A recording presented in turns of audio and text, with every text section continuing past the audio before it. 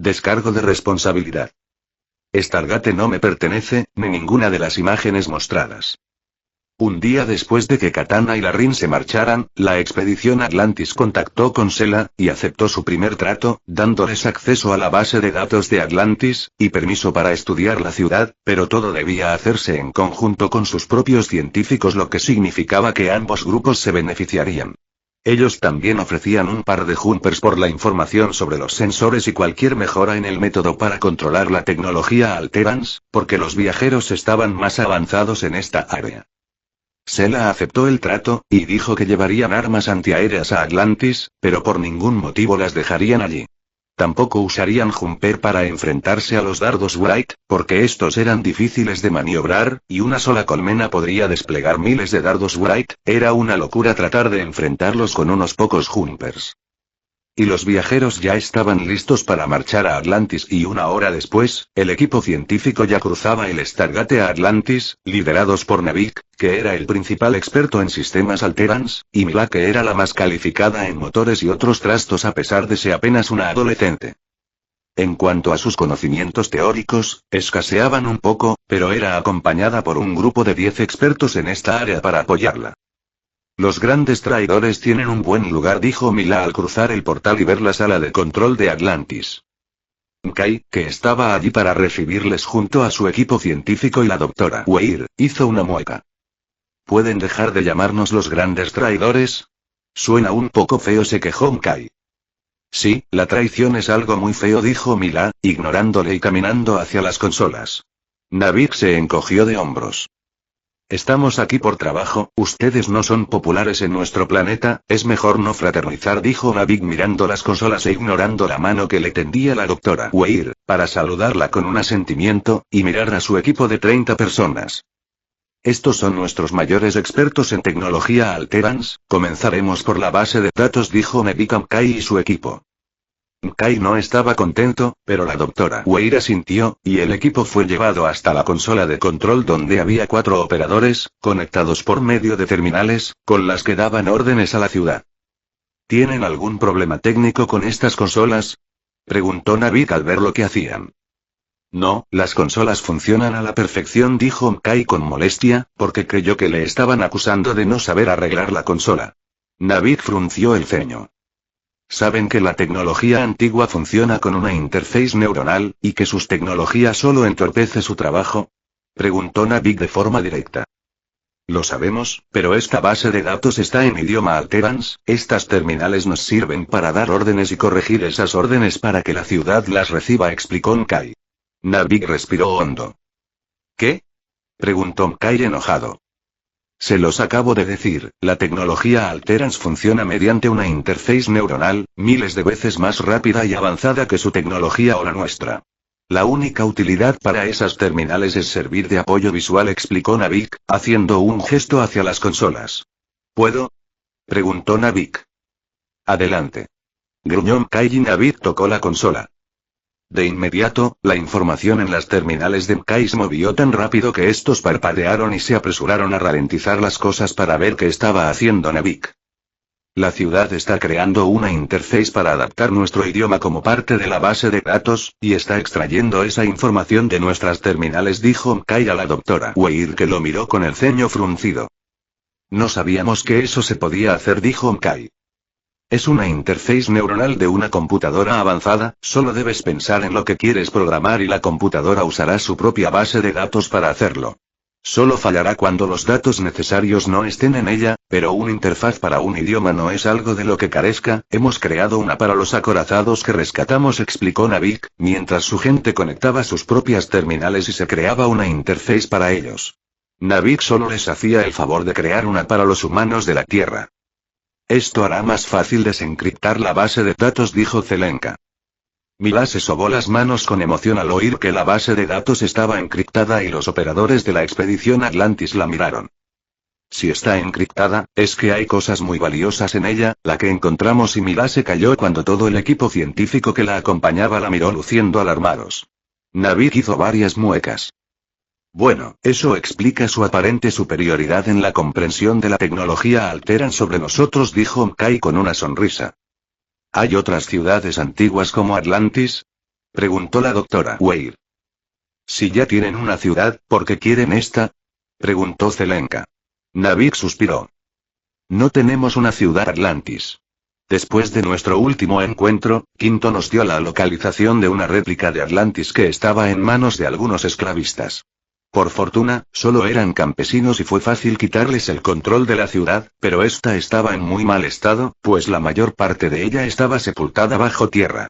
También estaba en un área peligrosa, por lo que tomamos todo lo que pudimos y nos retiramos. Aún así, conseguimos muchas cosas, pues la computadora central no tenía daños, y habían algunos recursos incluyendo transportes ligeros. Por desgracia, no había nada en la base de datos, al parecer fue borrada antes de ser abandonada, explicó Nevik, y siguió trabajando con la base de datos de Atlantis. ¿Desarmaron una ciudad Atlantis? Preguntó Zelenka con asombro. Llevamos a todos, y movimos toda la ciudad por un mes, casi morimos de hambre luego, porque nadie se preocupó de las cosechas, pero valió la pena, dijo Mila. ¿Qué hicieron con la gente del lugar? Preguntó la doctora Weir. Los esclavos ahora son libres y nos ayudan a construir la ciudad a cambio un trato justo, comida, y en el futuro una casa, trabajo, y la ciudadanía.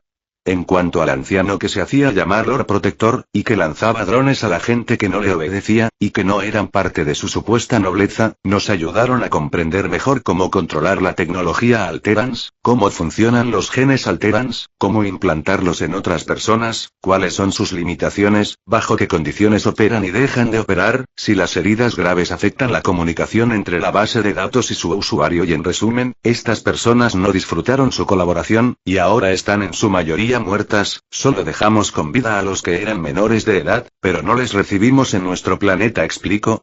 Tenemos leyes para tratar a nuestros prisioneros, dijo la doctora Weir. Nosotros también, y esas leyes nos dicen que ejecutemos sin dudar a cualquiera que nos haga revolver las tripas. Nunca hemos tenido espacio para celdas, y mucho menos comida para alimentar a la basura. Esta gente lanzaba drones sobre campesinos desarmados, y les hacían trabajar para hacer todo lo que ellos necesitaban, haciéndoles vivir en la miseria más absoluta. No eran diferentes de los White y no los trataríamos de forma diferente a ellos. Ustedes no entienden lo que es vivir en esas condiciones, perseguidos, arrastrados, pisoteados, y con el temor constante de perder la vida, solo creen que su situación actual es difícil, dijo Navid con desprecio, y siguió trabajando. Los miembros de la expedición Atlantis se miraron unos a otros, comprendiendo que estaban tratando con gente que vivió en estado de supervivencia toda su vida. Después de crear la interface operativa para que Atlantis pudiera ser controlada con eficiencia, y crear accesos especiales, el grupo científico no se centró en tratar de desencriptar la base de datos, sino en la defensa de la ciudad, estudiando el mapa de esta, y estableciendo los lugares donde estarían las armas antiaéreas, y los equipos de defensa. Los viajeros enseñaron a la expedición Atlantis a usar los sensores para distinguir cosas específicas, como diferenciar White de humanos, buscar armas ocultas o programarles para buscar un material específico, lo que ellos usaban para buscar recursos mineros. Y 3 días después, llegaron los acorazados Aurora, sorprendiendo a la expedición Atlantis por su tamaño, pues tenían el mismo tamaño que una nave colmena Wright, aunque eran más delgados. Doctora Weir, estamos aquí para ayudar a defender Atlantis de los White en nombre de los viajeros, dijo Larrin cuando la doctora Weir aceptó la comunicación de su acorazado. Los viajeros vitorearon. Gracias, son bienvenidos, dijo la doctora Weir. Necesitamos transportar algunas cosas a la Aurora 1, solicito permiso para que mi tripulación use los transportes de su ciudad, pidió Larrin, y la doctora Weir y su equipo la miraron confusos por un segundo, luego miraron los transportadores del puente. ¿Eso se puede hacer?, preguntó Shepard con incredulidad. En teoría, son los mismos sistemas, solo habría que enlazar la señal, como hacen los Goa'uld, dijo Mkai con emoción. ¿Quiénes son los Goa'uld? ¿Tienen ellos tecnología Alteran?, preguntó Navik. Unos bichos iguales a los White que tenemos en nuestra galaxia, aunque un poco más desagradables y menos asquerosos en sus gustos por la comida, explicó Shepard. Muchas palabras, conectemos los transportadores de Atlantis con esos acorazados, dijo Mackay. Los viajeros no entendieron su emoción, porque ellos ya habían probado transportar gente de un acorazado a otro. El enlace se logró sin problemas, y siempre que ambas plataformas se mantuvieran alineadas no habría problemas, por lo que los viajeros trajeron el ZPM y lo transportaron al acorazado Aurora 1, que era el que comandaba la RIN. Esta a su vez devolvió los ZPM casi agotados al Aurora 2 comandado por Katana. Y una hora después, mientras instalaban las armas antiaéreas que llegaban a la ciudad a través del portal, Navik fue llamado a la sala de control. Navik, Atlantis cuenta con un satélite de defensa, pero está dañado, dijo la doctora Weir, mostrándole en pantalla el satélite que estaba en el espacio exterior a una distancia de unas 15 horas en Jumpers, pero si usaban los acorazados, llegarían en un minuto, y eso era reduciendo la velocidad del hiperespacio. La doctora Weir no usó ninguna terminal para comunicarse con la ciudad, ni mandó a nadie a tocar nada, la pantalla apareció allí, porque ella era una de las personas autorizadas que tenían acceso permanente a la base de datos de la ciudad. Este acceso era solo en caso de que no se apareciera un Alteran por allí y le sacara a todos, porque las computadoras seguían bajo control de Alterans, y todavía no habían intentado desencriptar la base de datos para tomar el control total. Entiendo, creen que nosotros tenemos las piezas para repararlo, dijo Navik, y la doctora Weir asintió. Según la base de datos de la ciudad, es un arma bastante potente, y puede derribar naves colmenas de un disparo, pero actualmente no está activo, y ha sufrido daños, explicó Kai, mostrando en la pantalla los resultados de la exploración que ellos hicieron al satélite. Navik llamó a Mila y a su equipo, que llegaron en unos minutos y revisaron los datos. Tenemos piezas de repuesto y no parece muy dañado, pero el tiempo de reparación es indeterminado, podría tardar una hora o un día, dijo Mila un rato después, y su equipo técnico asintió en acuerdo. Kai le confirmó a la doctora Weir que ellos tenían razón, pero que a simple vista tardaría un día o dos, por lo que él y Mila empezaron a discutir. ¿Pueden arreglar que haga al menos 2 disparos? Preguntó Navik a Mila, interrumpiendo la explicación. Es posible, dijo Mila. No es algo seguro, dijo Kai al mismo tiempo, y ambos se miraron. Sí es seguro, gruñó Mila. Entonces que haga 2 disparos, y llame la atención de los Wright, nuestros acorazados pueden hacer el resto, dijo Navik, ignorando a ambos. Si hay 2 acorazados con el satélite, los Wright no van a acercarse a él, enviarán dardos, dijo Shepard, que presenciaba la reunión. Hemos descubierto que los transportes ligeros pueden generar escudos en vez de su camuflaje. Aunque su escudo es demasiado débil y su fuente de energía se agota con rapidez, y el punto es que si el camuflaje puede convertirse en escudos y los escudos pueden convertirse en camuflaje, completó Kai con emoción. Sus acorazados pueden ocultarse y esperar a que los Wright se acerquen a destruir el satélite, agregó, y Navik asintió. Entonces comencemos a trabajar, dijo Mila. Es posible que tengamos 2 disparos. Eso es completamente imposible, dijo Kai, y se fue junto con Mila y su equipo científico, discutiendo con Mila. ¿Cuántos años tiene esa niña?, preguntó Shepard. 12 recién cumplidos, respondió Navik. Creo que ahora entiendo por qué nos es tan difícil tratar con Kai, dijo Shepard como si al fin entendiera algo.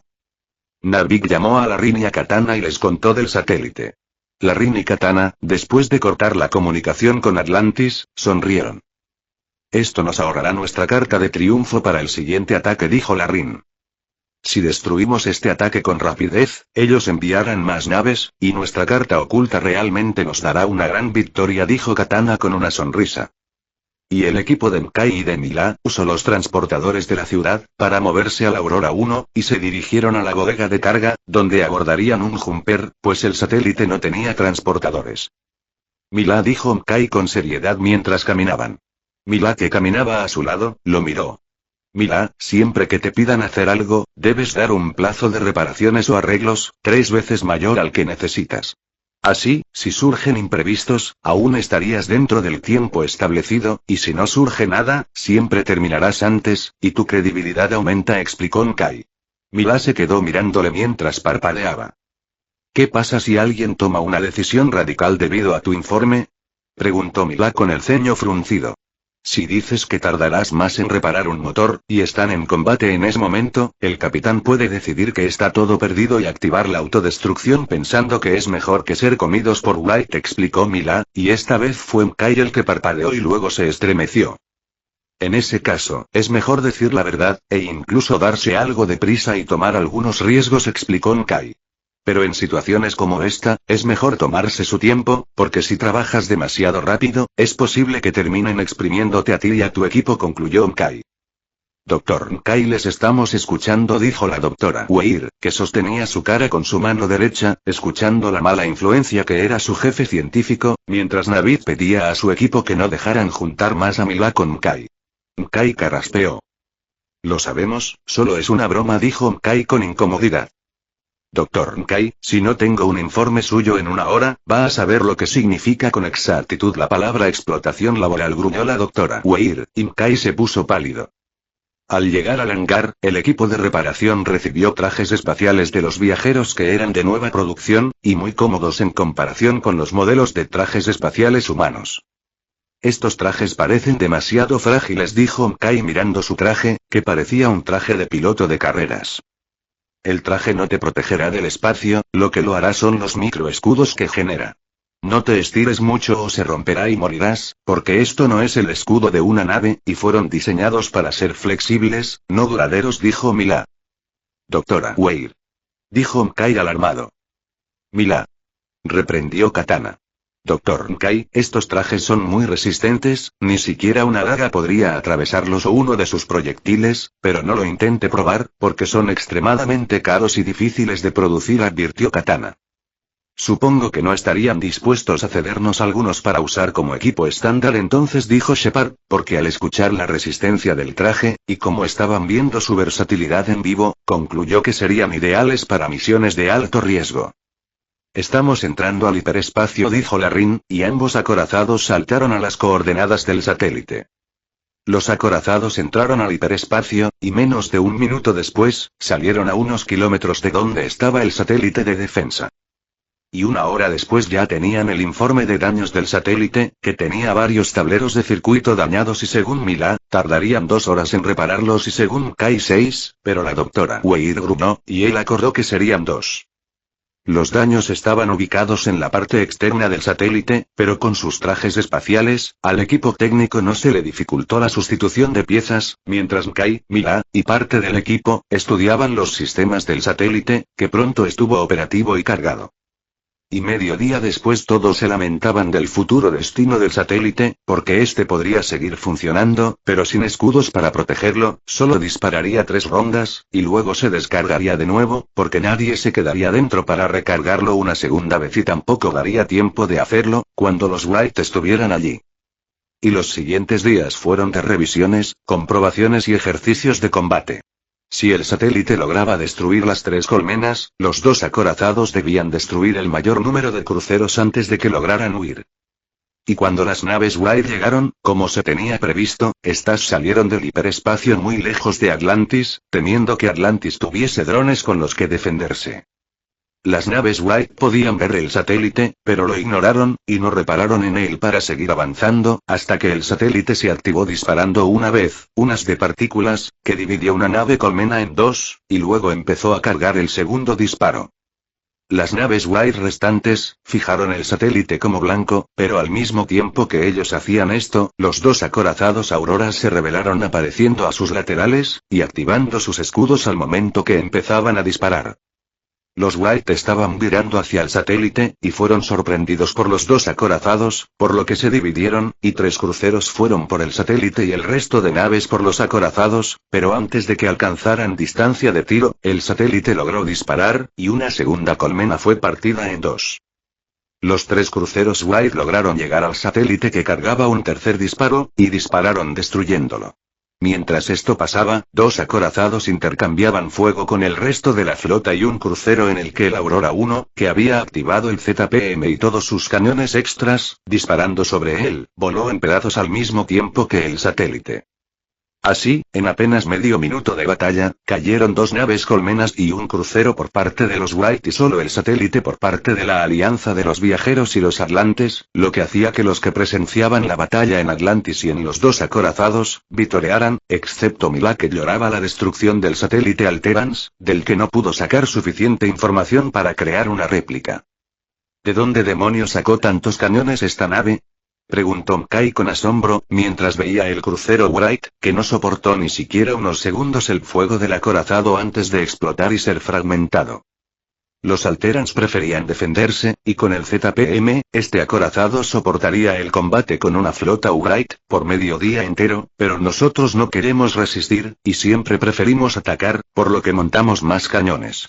Nuestros escudos serán un 75% más débiles mientras todas estas armas disparen, y a lo sumo aguantaremos una hora, en contra de una flota Ugrite, pero en esa hora, sus naves caerán como las plagas que son, dijo Larrin, mientras fijaba el siguiente blanco de su acorazado en la nave colmena restante, que no tenía planeado dejar escapar.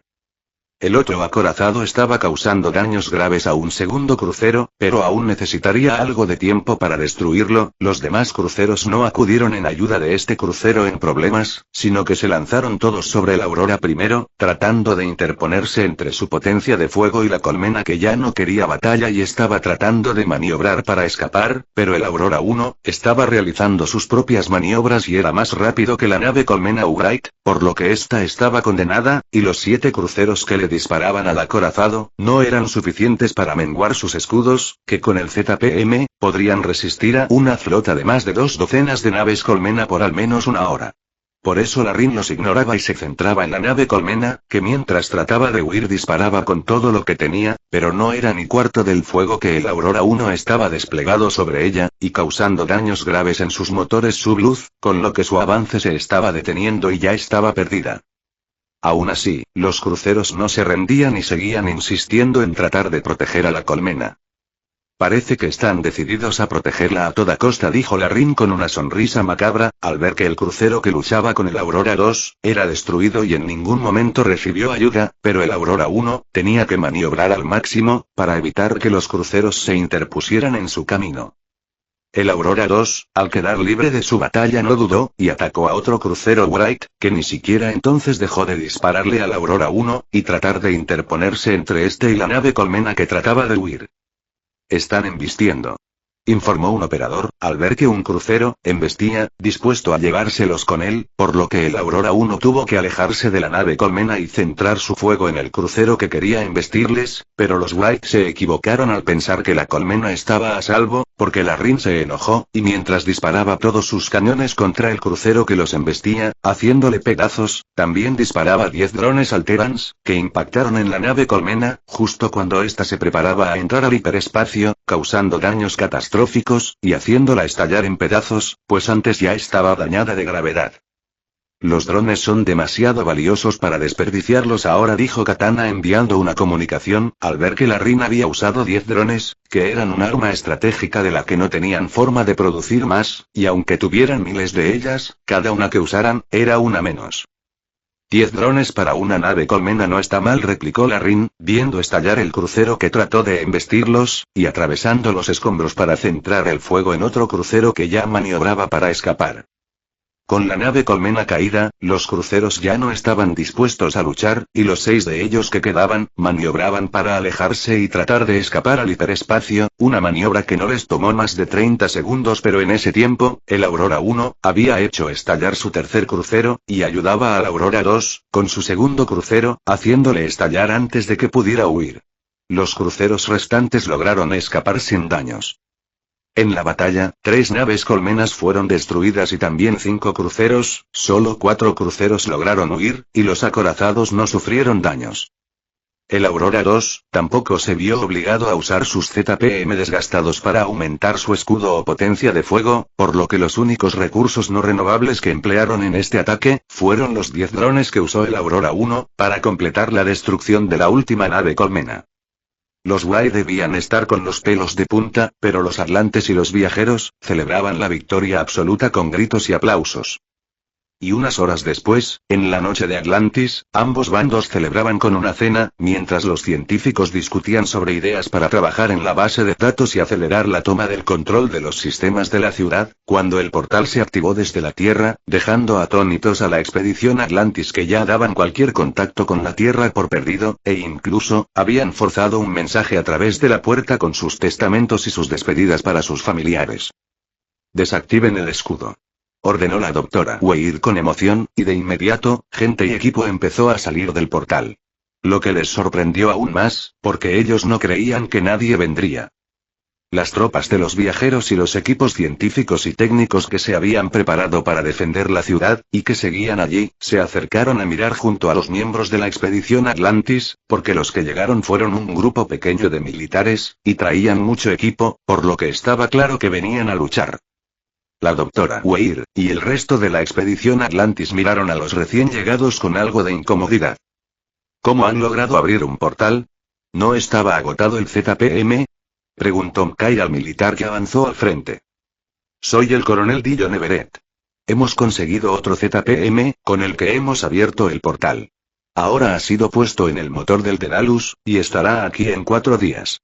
Doctora Weir, ha hecho un buen trabajo, pero a partir de ahora, yo me encargaré de la defensa de la ciudad, dijo el coronel Dillon, mirando a todos y frunciendo el ceño, porque había soldados armados por todas partes y no llevaban uniformes terrestres, sino negros, de las fuerzas de seguridad de los viajeros.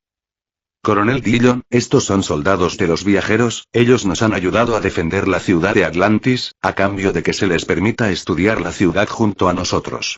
Con su colaboración, hemos destruido con éxito las 3 naves colmenas que se aproximaban, y también 5 cruceros Wright, aunque hemos sufrido la pérdida de un satélite defensivo de la ciudad, explicó la doctora Weir, y el coronel Dillon lució algo incómodo. Él volvió a mirar a los soldados armados. Los soldados solo están aquí para defender la ciudad, se marcharán en cuanto estemos seguros de que no habrá más ataques Wright. Se irían ahora, pero ya hemos montado armas por todos lados, y no las dejaremos sin vigilancia, ni las desarmaremos por una semana más. Los Wright siempre regresan, dijo Larrin, dando un paso al frente, y entendiendo la desconfianza y pregunta tácita del coronel Dillon, porque había unos 2000 soldados de los viajeros allí, y la expedición Atlantis nunca podría manejar tales números. Los marines que acababan de llegar tampoco, pues solo eran un grupo de 50. Doctora Weir, ¿podemos hablar en privado?, preguntó el coronel Dillon con cautela, y Larrin sonrió, y ordenó a sus soldados y equipo técnico y científico retirarse.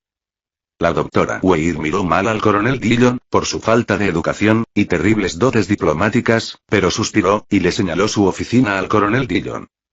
El coronel Dillon ordenó a sus hombres cuidar el equipo con sus vidas, y siguió a la doctora Weir y a Shepard, hasta su oficina, cerrando las puertas, y sellando todo.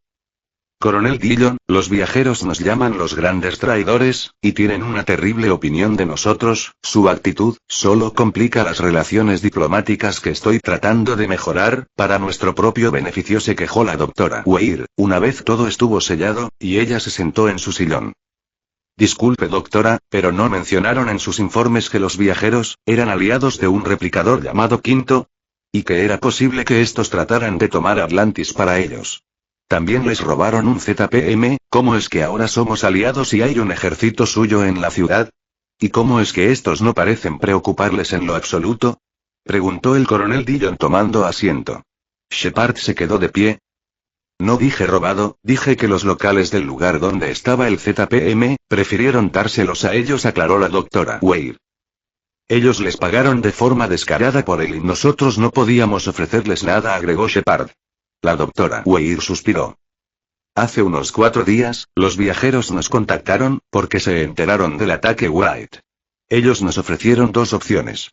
La primera, nos ayudarían en la defensa de la ciudad, a cambio de permitirles el acceso a la base de datos, o segundo, le dábamos la ciudad para ellos defenderla por su cuenta, y a cambio, usarían su ZPM, para abrirnos un portal de vuelta a la Vía Láctea. Como ve, escogimos la primera opción, y hasta el momento han cumplido su trato a cabalidad y no se han desviado de él, explicó la doctora Weir. Debió escoger la tercera opción, no dejarles entrar en la ciudad, dijo el coronel Dillon con tono frío. Shepard puso los ojos en blanco y Dillon lo miró. Hay 2 acorazados alteran sobre nuestras cabezas, y estos despacharon a la flota Wright que atacaba en unos pocos minutos. La ciudad no cuenta con escudos, ni armas contra esas naves. Ellos también poseen Jumpers, y tienen 20 veces más tropas que nosotros. Si quisieran quitarnos la ciudad, todos estaríamos muertos. Por fortuna, el llamado Quinto les consiguió su propia réplica de Atlantis, y lo único que no tenía era una base de datos Alteran, por lo que están negociando con nosotros por ella, explicó Shepard, y el coronel Dillon frunció el ceño. Coronel Dillon, como he mencionado en el informe, no juzgo al SG-1 por sus acciones en contra del replicador conocido como Quinto, pues cada vez que se encontraron con replicadores eran enemigos. Pero que no los juzgue, no significa que crean que hicieron lo correcto. La Tierra ha sufrido una gran pérdida por su falta de luces. Por suerte, no hay un ejército de replicadores buscando venganza en la Tierra, pero todo lo que ahora tienen los viajeros, bien pudo ser nuestro si el SG-1 hubiese llevado a Quinto a la Tierra. Ahora estoy tratando de que esta gente colabore con nosotros y en los pocos días que llevan acá, nuestro equipo científico ha aprendido casi tanto de esta ciudad, como todo lo que aprendimos desde que llegamos aquí, y aún queda la base de datos de la ciudad, que sospechamos posee toda la base de conocimientos antiguos, o al menos gran parte de su tecnología. Coronel Dillon, ya hemos hecho un trato para obtener esos conocimientos, y si llega usted a entorpecer lo poco que hemos logrado avanzar en nuestras relaciones diplomáticas con los viajeros, le aseguro que pasará el resto de su vida tratando de defender sus acciones frente a muchas cortes, pues insubordinación y traición serán los cargos menos escandalosos que presentaré en su contra, advirtió la doctora Weir con un tono helado, y luego levantó una ceja en un gesto amenazante que no necesitaba una descripción, pues era una pregunta. Entiendo, la situación ha cambiado, por lo que mis órdenes no deben ser aplicadas, considerando los beneficios para la humanidad, mantener la relación diplomática con los viajeros es prioridad, por lo que usted debe seguir al mando, dijo el coronel Dillon, no demasiado contento, pero entendiendo que si llegaba a seguir sus órdenes originales, y la doctora Weir informaba a la Comisión Internacional, que eran los jefes de la expedición Atlantis, que Dillon arruinó su oportunidad de conseguir tecnología Alteran, que posiblemente incluía fuentes de energía como ZPM, armas como sondas, y cañones de plasma, era probable que Dillon fuera ejecutado, antes de siquiera ser juzgado. Bien, ahora, por favor dígame cuáles eran sus órdenes, y cómo pretendía defender la ciudad, dijo la doctora Weir. Hemos traído las armas que se usarían para instalar en el Prometeo, y así actualizar sus sistemas de armas. Con ellas podríamos defender la ciudad por un tiempo.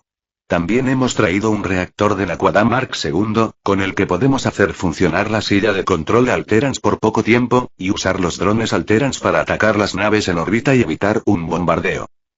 Como última línea de defensa, hemos traído 6 bombas nucleares, reforzadas con la Quad-A, y que son indetectables al radar, para desplegar un campo de minas, por si el reactor de la Quad-A falla, y las naves White se acercan. Por último estaba el Daedalus, que llegará aquí en 4 días, y traerá el ZPM consigo, para activar las defensas y los drones, y así asegurar la ciudad, explicó Dillon con detalle. Es un buen plan de defensa, dijo Shepard.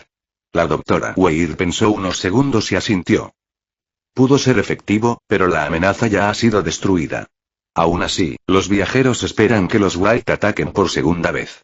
Antes apenas teníamos algo para colaborar, pero ahora es diferente, con el ZPM, podemos activar el escudo de la ciudad, y el Daedalus puede colaborar si se produce una batalla espacial ante una segunda invasión White, concluyó la doctora Weir. Parece estar segura de que ellos van a volver, dijo el coronel Dillon. Según los registros antiguos, siempre lo hacen, aunque como hemos enviado en nuestro informe, según Quinto, los White están en su momento más vulnerable, y no tienen una flota mayor a 70 naves Colmena y 200 cruceros. Eso significa, que no estamos en la misma posición de los Alterans, y siempre que usemos un poco la cabeza podemos hacerles sufrir tantas pérdidas a los White que se lo pensarán mejor a la hora de seguir atacando, explicó la doctora Weir, y miró al coronel Dillon con seriedad. Coronel Dillon, instale sus armas defensivas, los viajeros ya tienen las suyas por toda la ciudad, pero dará la impresión de que también nos esforzamos. En cuanto al reactor de la Quadam Mark II, y las cabezas nucleares, veré qué puede hacer McKay con ellos, dijo la doctora Weir levantándose de su asiento. Ahora iré a asegurarle a nuestros renuentes aliados que todo fue una confusión y que sigo al mando, por lo que aún tenemos un trato, dijo la doctora Weir abriendo las puertas y ventanas con un pensamiento, y saliendo de su oficina. Un pequeño truco que nos enseñaron los viajeros, dijo Shepard encogiéndose de hombros ante la sorpresa del coronel Dillon.